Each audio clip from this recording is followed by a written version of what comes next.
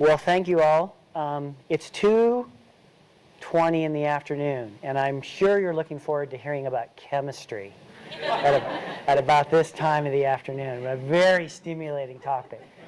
But hopefully I'll change your mind and let you come to realize the importance of understanding something about chemistry and chemical signals in the leaves and the wood of redwood trees. Before I launch into it, I want to acknowledge not only all the funders that have been thanked by many other people. I want to thank my co-authors on this paper here. These are the people that did a lot of the heavy lifting for this experiment, and without their help, I wouldn't have anything to talk about. So I really want to acknowledge that they were a very important force in helping me collect these data. This phase of the research has really been one of the more recent phases of research that has taken place in the overall goals of the Redwood and Climate Change Initiative. We've only hit our stride in doing this work in about the last 2 years.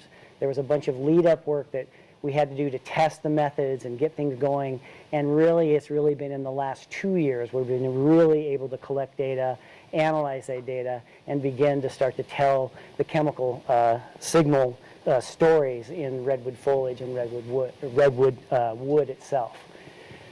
So let me start out with this.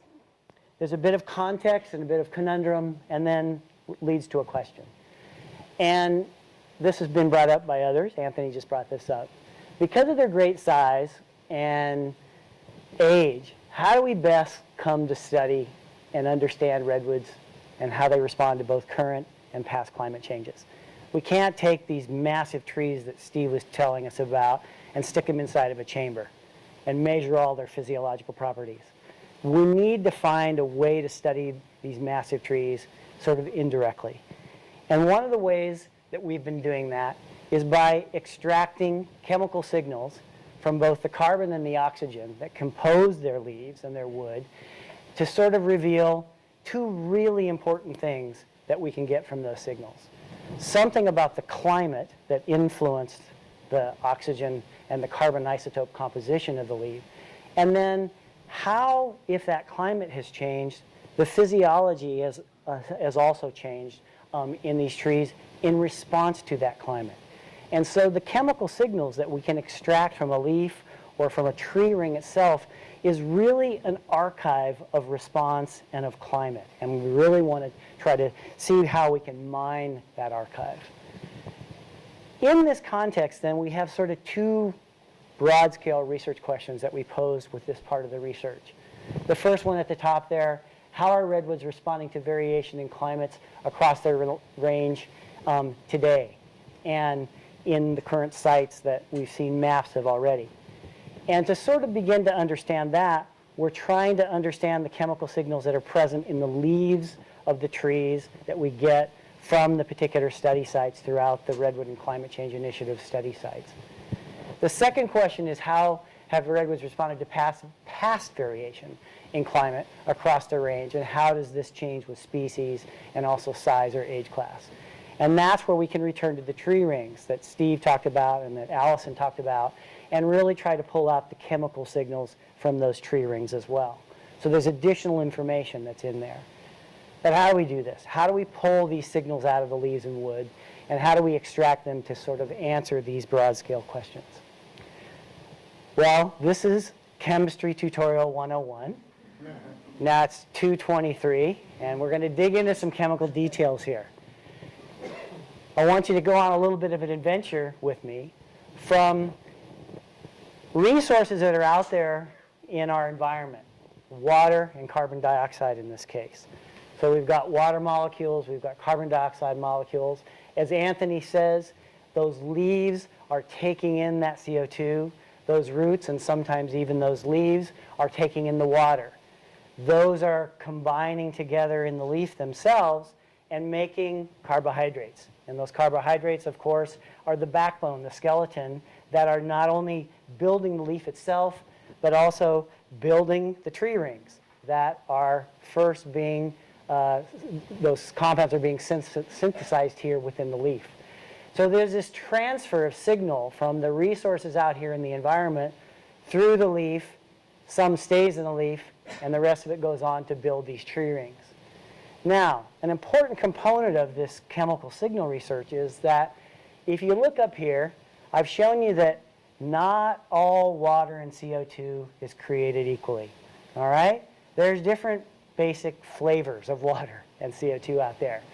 And those flavors can be linked to the types of isotopes that are either carbon or oxygen isotopes combined within that water molecule or that CO2 molecule. So you can see if we look at this CO2 molecule, we've got a light isotope of carbon, carbon-12, and in this one, we've got a carbon-13 molecule.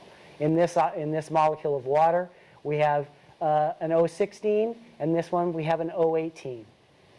In those different molecules that are linked, or those different isotopes that are linked into those different molecules, comes some very important additional information that I want to share with you, and that really allows us to interrogate the leaves and the tree rings in ways that we can't get with any other methodology.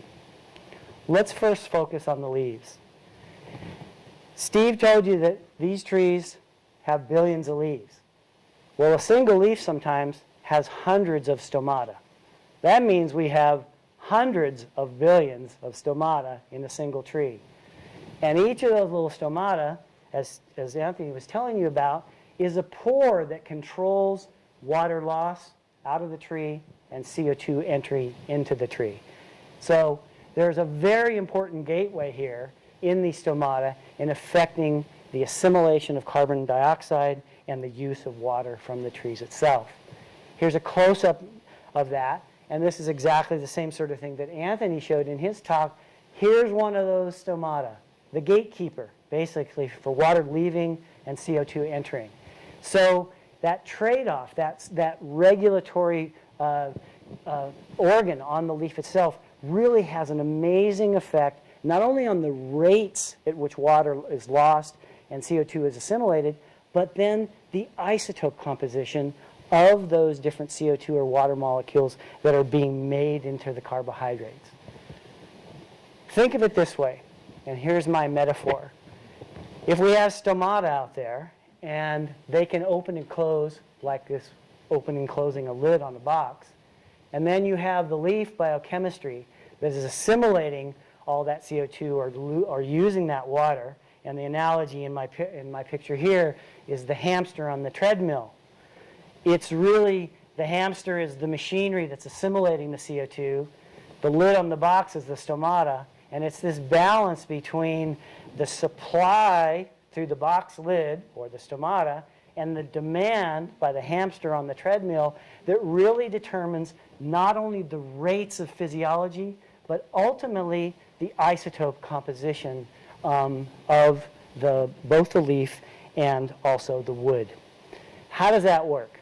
Well, it works because we have different masses, as I've already pointed out. We have carbon-12 and we have carbon-13 linked into these CO2 molecules. And there's one really important fact. Plants like the lighter isotope. If they are given a choice, they will assimilate the C12 over the C13.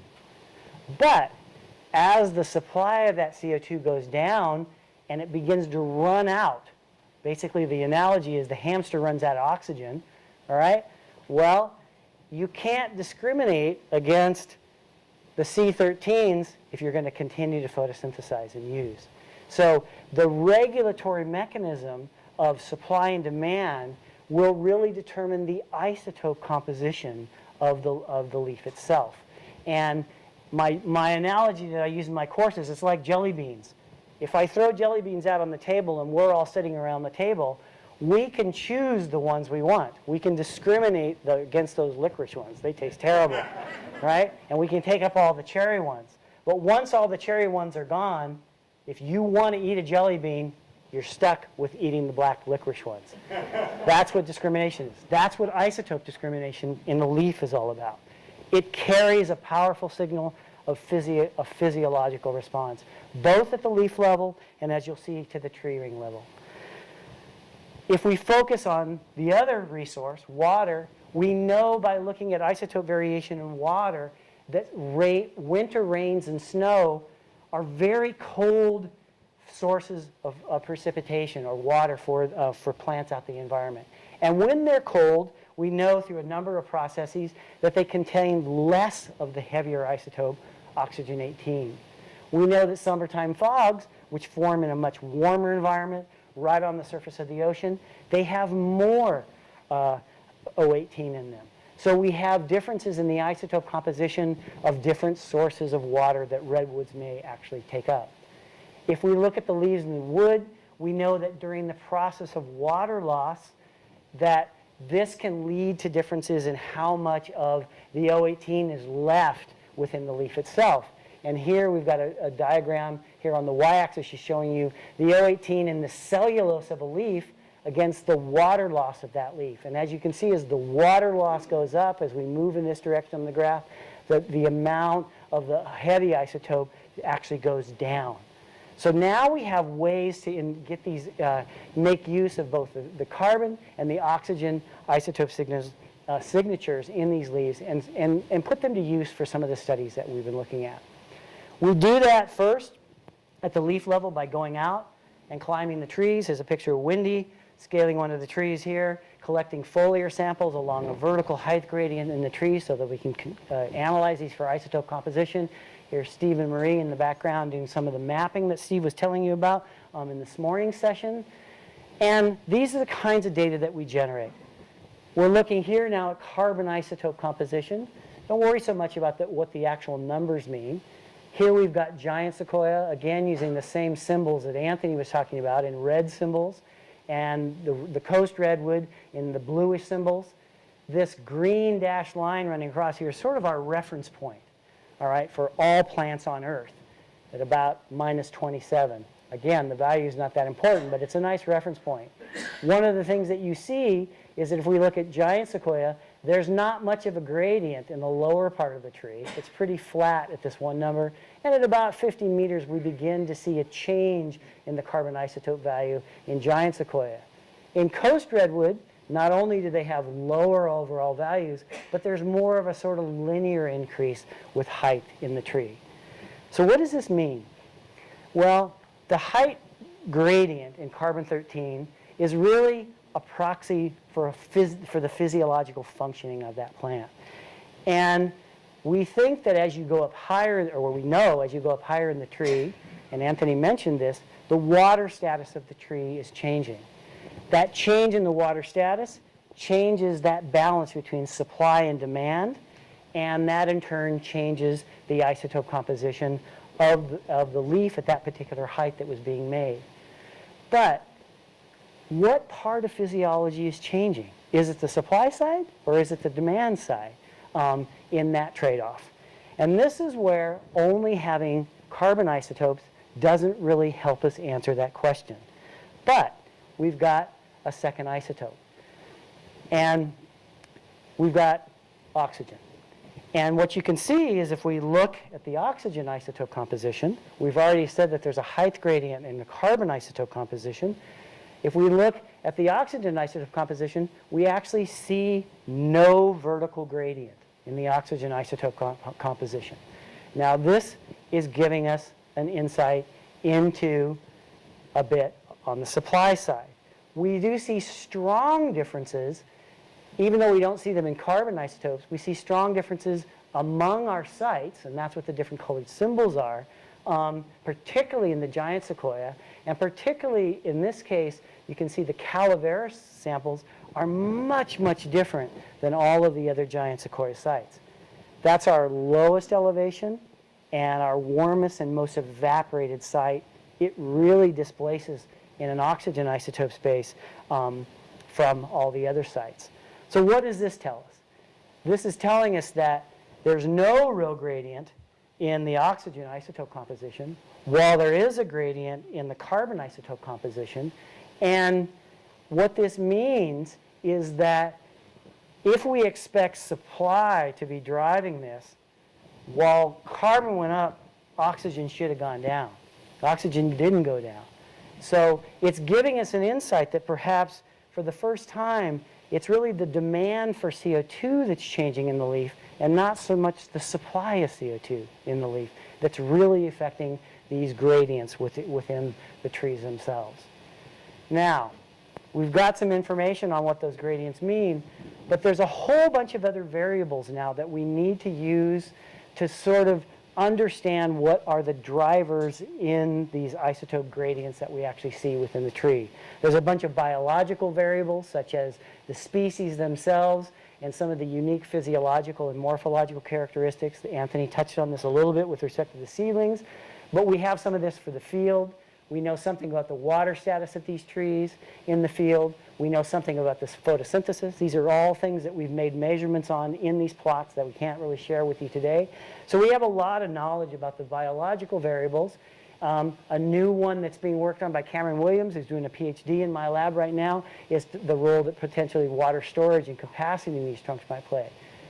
We have biological variables now that we can begin to build into these isotope gradients. And then there's a lot of other environmental variables that we need to include to come to a fuller explanation about why we get gradients in some isotopes and not in others, why we have some sites that look different and others do not. And one of the important ones, and Steve touched on this in his talk, is that we need to understand something also about microenvironmental gradients, which are going to be driven by the structural variation within these trees. We haven't done this yet. We have these variables. We need to include them into our analysis to come up with a fuller picture about what is influencing these chemical signals within the leaves. But I think we're poised to be able to use these chemical signals in the leaves of these trees to basically get an integrated picture of physiology that we've never been able to actually have before, because we can truth it with some of those physiological measurements actually on the ground. The next thing we can do with this is that knowing what the foliar carbon and oxygen isotopes actually look like, we can see how those signals may or may not get translated into the tree rings themselves. So this is the gateway that's affecting those chemical signals, and we're wondering to what extent that gets translated directly into the chemical signals that are actually in the wood. So to do that, we go back out to the field. These trees, Steve's shown you, have been very nicely mapped. We go back out there, we reclimb them, we collect new cores from these trees that we can then get the chemical signals out of the wood. Allison has already provided cross dates for these, so we know what the ages are. These are just showing you some examples of where we've collected cores in different trees and different sites. There's a picture of Anthony collecting a core near the base of the tree, and Winnie and I up in the crowns. And no, we're not dueling with coring devices here. These are actually different pictures, different trees, different times. But these cores are obtained from the trees. As Allison very nicely pointed out in her talk, there's variation in the size of the rings that we obtain across these sequences. We're obtaining the cores from trees of different age. Those that are open grown, those are more enclosed grown or suppressed conditions, which Steve was talking about. We have collected them from different heights, and no one's really analyzed isotopes in tree rings from different heights before, so this is a novel twist that we're really hoping to add some additional information, et cetera, et cetera. There's a bunch of different variables that went into our collection strategies. As Allison touched upon, those cores can be used to age the trees. Steve talked about assessing growth, looking and exploring climate and growth associations. But again, we can use the isotope composition of each particular ring from the core to reconstruct something about a climatic factor and a physiological response to that climate from these. Here's all the cores. Allison has nicely provided our dated cores, so we know exactly how to go back and choose particular time periods. This is a very important step. We have to mill the wood out. Each ring has to have the wood actually taken out of it. And to do that, we had to set up a new use of a micromill. This is Chris at the micromill just having a great time. Basically milling out sub-millimeter bands of rings here using a computerized micromill. All those shavings that are milled out are actually then collected. Before I get to that, we have to decide what wood we're going to use. And in this case, we've used kind of two bands of wood, middle wood and late wood. We need to take that wood. This is what it kind of looks like, this brown dusty powder down here at the bottom. And we actually have to purify that wood because the wood itself, when we take it out of the ring, has lots of impurities in it. It's not just cellulose. It's got resins in it and lots of other things that carry their own isotope signature. We have to remove that. We only want to know what's actually in the cellulose backbone of the tree ring. Each of those then is purified. This takes about a 2-week process to go from that kind of a sample to something that looks like cotton. And then that is weighed out into a tin capsule. This shows you the reason why we're purifying, because whole wood and alpha cellulose, there's an offset here. For carbon, that's not too bad. We can kind of use that offset. But for oxygen, it's a mess. And the only way we can reconstruct things like climate and water sources is to actually purify that cellulose. So we have to go through this stage. We finally take those samples into the isotope lab. It's just right here across the street. And each of those samples are actually then combusted into gas. That gas is purified. And we actually count then the number of either oxygen 16s or 18s in that sample, or 13 and 12. So it's a pretty long process to get from a tree core in the field to an isotope number. Okay. So why do we do all this work? And this is, I think, an important few slides here. Here's an example. We're looking at this tree core here, and we can see that here's some rings and here's some rings. And these arrows collect, they're basically connecting groups of rings that largely have the same ring width, the things that Allison was talking about earlier in the day. And here's some larger ring widths. These are pretty much the same ring width, and these are smaller. And we have to ask the question, did the trees that grew, or the ring widths that are produced here with this red bracket and this blue bracket, for example, were they responding to the same climatic factors when they had large rings or small rings?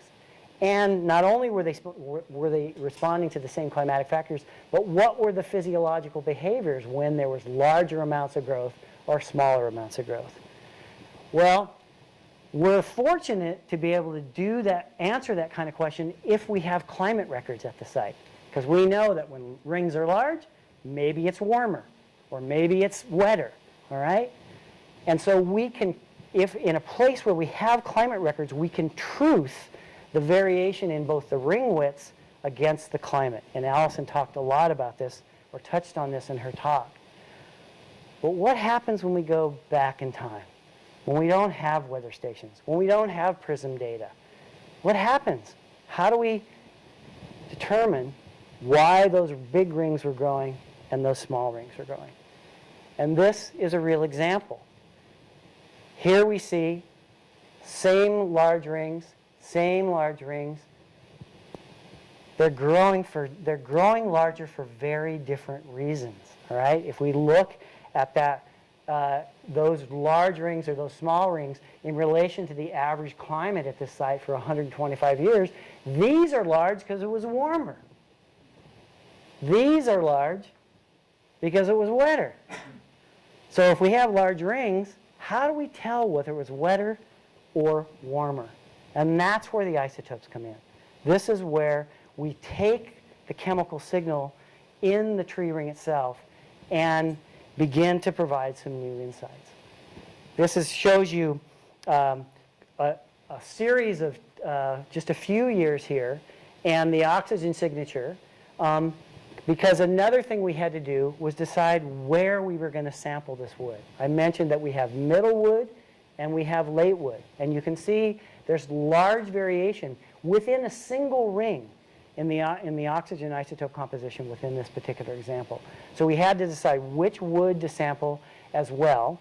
And we knew from previous investigations that this variation that we see here was a variation in the sources of the water that the plant was using to actually make that ring. And those sources of the water, which I pointed out a little bit earlier, are related to also the temperature at the time. So from looking at the oxygen isotopes, we can not only pull out what water source the plant was using, but also what temperature at the site was when that ring was actually being made. So we have these cores. We've collected them from we began to collect cores at different heights for 3 different Sedgey and Ceci sites. We have different isotopes. We have a variety of different environmental factors that we can be measuring and pull in from these different sites. We have different kinds of climatic data that we can bring. How do we begin? Where do we begin to kind of sort out this problem here? And we begin by pulling up some PRISM data. And we pull up those PRISM data for a known calibration window. And we have here precipitation across the top. There's 6 lines here. These are 3 of our giant sequoia and 3 of our coast redwood sites. Here's maximum temperature. Here's an evaporative index here, which we call VPD. And then here's a Palmer Drought Severity Index, a measure of how severe droughts might have been over this 21-year period. We can then, in this climate data here, we can identify periods when they're very dry. We can identify periods when they were both wet and cool or wet and warm. All right. So now we have a set of climate information, and we can go in then and look at the isotope records, both carbon and oxygen, for trees that were gathered at those same sites. At the top, I have just latewood I'm showing you for carbon and for oxygen. And here's the coast red, carbon and oxygen for that same time period. All right. These are various sites. Here's all the rings moving around across the screen here. Here's those periods that were in the PRISM data that I showed you where we had drought, wet and cool or wet and warm. And what we can do now is begin to sort of ask the question, what are the dominant climate drivers that explain the isotope variation across these ring sets? All right? Are there common trends? Is there coherence across the sites or across the species? Now, I don't expect you to pull things out of this right here, all right? It's really challenging to be able to look at this. So let me give you a little bit of a summary. The first analysis that we've done so far is looking at the correlation coefficients of particular important climate drivers against the isotope variation that we see across this time series. And what we see for coast redwood is that some of the most important climate drivers are the winter precipitation. It explains about 18 to 24% of the isotope variation across that time series. Summertime fog. So this is telling you not only is water source important, but also temperature at which that is associated with that water source is important. Evaporative conditions are very important. Can explain up to 25% of the variation in the oxygen and the carbon isotopes. And then both summer maximum temperatures and winter minimum temperatures are things that seem to be really important climate drivers for affecting the isotope variation in coast redwood. We contrast that to giant sequoia. The fall and winter precipitation signature is a very important one in driving the isotope variation. The spring to summer evaporative conditions, again, a very dominant signature. And then summer maximum and winter minimum temperatures, again, for giant sequoia. In looking at that Palmer Drought Severity Index, it didn't seem to explain very much of the variation in the isotope time series for either species. And that may be because that Palmer Drought Severity Index is only one way to characterize drought. And we need to look at maybe other ways of characterizing drought. In the one that we used, it didn't seem to explain very much of the variation that we see in the isotopes. We have some climate variables, but we can't forget about the biological variables. And there's a bunch of them that we need to consider in our full analysis and in our calibration of the isotope signatures to be able to basically get at what we call a good climate physiology calibration sort of model. So we have to pay attention to all these variables which I've touched on before, the sizes and the ages of these, where the locations of the trees come from, where in the crown did they come from. And as Steve pointed out, and as we're seeing in our isotope data, they're not identical depending on where you are in the tree. We have single isotopes, we have both isotopes. We have a variety of different sorts of climate data. And then we also have to think about the fact that these are massive organisms. You saw Steve's pictures. You've seen the posters. They have storage effects. There's going to potentially be lags of when the tree experienced a climatic challenge and when that challenge actually got recorded in a tree ring. And we need to incorporate that kind of information to really come up with a robust calibration that can really help us understand the chemical signals in these trees. I'm going to go past this because I want to get to one final point, and this is not just a fun cartoon full of pictures. The power is going to come out of using both isotopes together. And what we see is we can plot from our data, we have carbon, we have oxygen.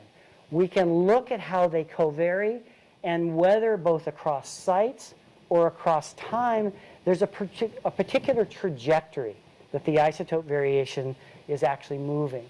We know that when isotope trajectories move in a particular dual isotope space, that can be linked to variation in how much carbon is being fixed and how much water is being used. So the two isotopes together provide a physiological constraint that we can try to add on to the climatic factors that we pull out of some of the other isotope information. And in other words, we have to use both isotopes across space and across time. Now, I've broken that little color diagram into 8 scenarios. And this is where we're now being able to use together the carbon isotopes and the oxygen isotopes. And either across sites or across time, you can see that we can get different ways that those isotopes vary themselves. These are the model inputs. We know that we can link those inputs to physiological behaviors. And I'm running out of time here, but let's just look at this panel number A here. When we see that oxygen doesn't vary, but carbon does, well, that tells us that water loss has not really changed, let's say, across our gradient or across or through time, but photosynthesis has. So how do we use this? Here's some data from our sites. And now what I'm doing is we're looking at both middlewood and latewood. The red line is from across our giant sequoia sites. The blue line is across our coast redwood sites. We can see that there's no variation in the carbon isotope signatures across our giant sequoia sites, but there's covariation in changes in both carbon and oxygen isotope space for the coast redwoods. So there's no clear change. There's no clear change in the north-south gradient, but there's a large change in oxygen for both middle and latewood for giant sequoia. There's very large changes in carbon, and there's a clear north-south gradient, and also a very large change in oxygen for the coast redwood. So what's this mean if we link this isotope variation to physiology? Let's look at coast redwood first. That arrow is showing the trajectory from our northern to our middle to our southern site. That is here. What we see is the variation or the trajectory of change in the carbon and oxygen isotope space can be interpreted in a physiological sense as meaning this plant is downregulating both its photosynthesis and also a bit of its water loss. But because this value here, which is the concentration of CO2 inside the leaf, has actually risen, we know that actually what explains most of this variation is a change in photosynthesis, all right? As Anthony pointed out for the seedlings, these coast redwoods don't have a very good regulatory control over their water loss, even though their photosynthesis may be actually going down. Let's add giant sequoia on there. And what we see is that for giant sequoia, remember the red line here, oxygen changed a lot. Carbon didn't change at all. And what we see here again, there's the change. The interpretation here is not unlike coast redwood, but in this case, we see coordinated control. As the stomata close, the photosynthesis is actually being downregulated. Giant sequoia is much better at sort of balanced regulation of both its carbon fixation and its water loss. And this is very similar to what we saw in the greenhouse experiment. Okay, so I've thrown a bunch of stuff at you. Let me just summarize with an example of where all this stuff kind of can be pulled together. And let's go back to what Allison was talking about. We go back to a long time ago. We find a section 500 years ago of rings that are very, very small. And we have to ask, why? Why was the growth so low in that period? We go in and we analyze the oxygen isotopes, and it tells us, it was cold. The oxygen isotopes gives us a signal in that to tell us that low growth was associated with a cold period. We also analyze the carbon isotopes in those same rings. We put it into this dual isotope space, and we say, low growth, cold, low photosynthesis. All right? So we have the ability to go from a tree ring width to an isotope signature that pulls out the climate to a physiological response to that climate. And the hope is that now that we have that calibration, and we had to do that under known climate conditions, we can go extrapolate. We can go way back in time to those very old periods, to that 1739 period. Why did that isotope, or why did that growth excursion happen? Give me that ring, Allison. I'll give you an oxygen isotope number, and I'm going to be able to answer Marie's question from earlier today. Was that drought or was that cold? If I get the oxygen isotopes out of that, I can tell you whether it was drought or it was cold. So the chemical signals, they really, really enhance what we get out of the tree ring widths that Allison was actually talking about this morning. So let me just summarize. The chemical signals in the foliage, I think, is giving us a very nice picture of integrated physiology. The chemical signals in the wood is giving us two sources of information. It's giving us something more about the climate and a lot about the functional response to that climate.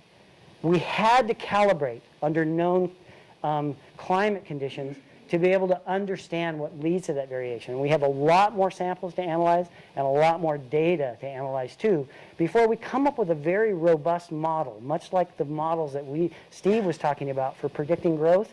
We want to predict what these isotopes mean in those tree rings. So we've got a lot of further analyses to do, but the outlook, I think, is that we're on the right track. I think choosing the path that we have, analyzing the data that we have, comparing it to a known climate window, I think is really going to be a powerful way for us to reconstruct some things in these chemical signals in the wood in ways that we've never been able to do before. And this is really, I think, giving us an opportunity to set a foundation that then we can start to ask additional research questions around. So I'll leave it there and entertain questions.